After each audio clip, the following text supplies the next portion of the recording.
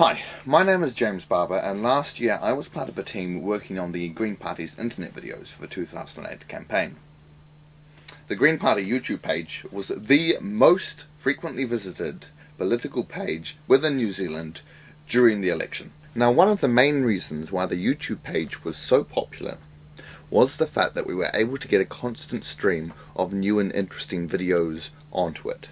Now, whilst I was able to cover everything in Wellington, there were many events in Christchurch, in Nelson, in Hamilton, in Auckland, which I was completely unable to cover.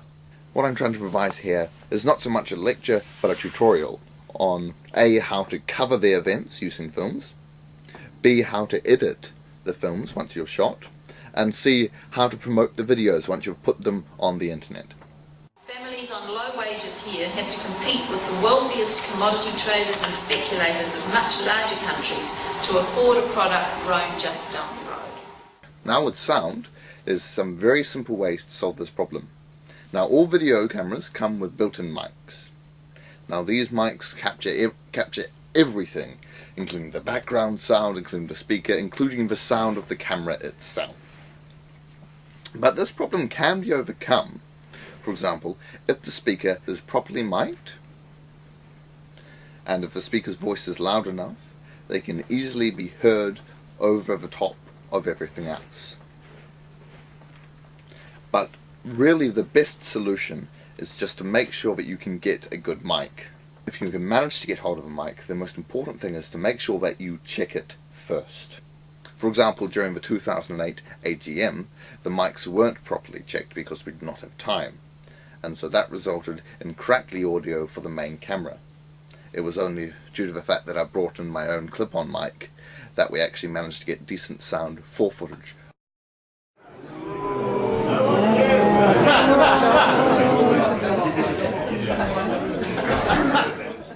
The simplest way to solve the problem of the shaky camera is to use a tripod.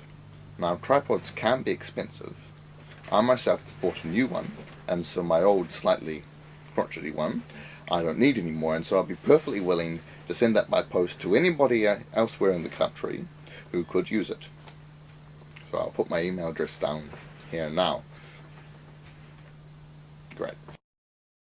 The essential thing to assume is that the person who's going to be editing the footage won't have many resources.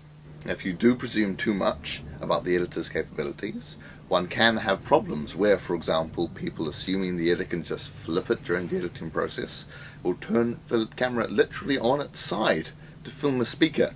One of the key things when covering events, if you want to show things other than the speech itself, the most important thing is to capture the event from multiple angles using multiple cameras.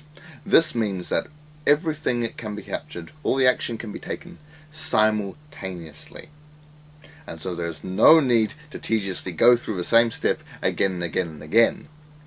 Now, capturing different things from different angles, using different cameras, can be very useful as it allows you to show, for example, an audience's reaction. So you have a speech, you have a speaker, you have one camera trained on the speaker, you have one camera trained on the audience, and that way you can see the audience's reaction to the speaker. For example, during the 2008 AGM, we had 3 cameras. 2 cameras were trained getting different angles of the speaker, and 1 camera was trained on the audience getting their reactions.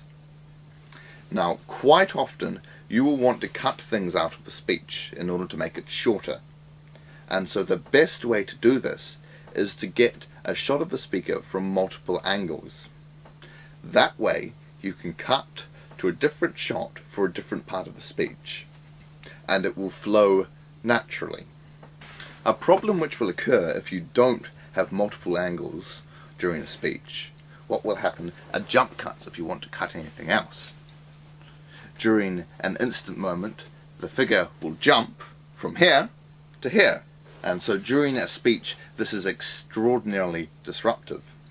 However, if one cuts to a different angle, say from here to here, the entire film seems to flow more naturally, and it will allow the speech to end with bits cut out, and people simply won't notice. A very easy way to establish a speaker is to show their surroundings to begin with for the opening of the video. to begin with a wide shot, which is a wide shot of the speaker so you can see their surroundings and what they're doing.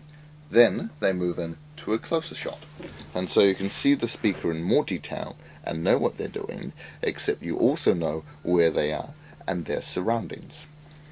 This is a perfect way to capture audience reaction to a speaker, because you can also show the audience and the speaker in the same shot. One of the other important things when filming is always to make sure that there is adequate light, because people are setting things up for the human eye rather than a camera.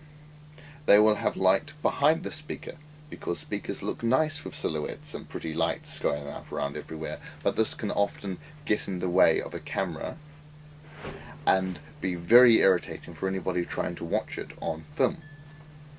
And so a fundamentally important thing is to always remember that there should be at least a couple of strong lights pointed towards the speaker, lighting them from different angles maybe, but always from the front.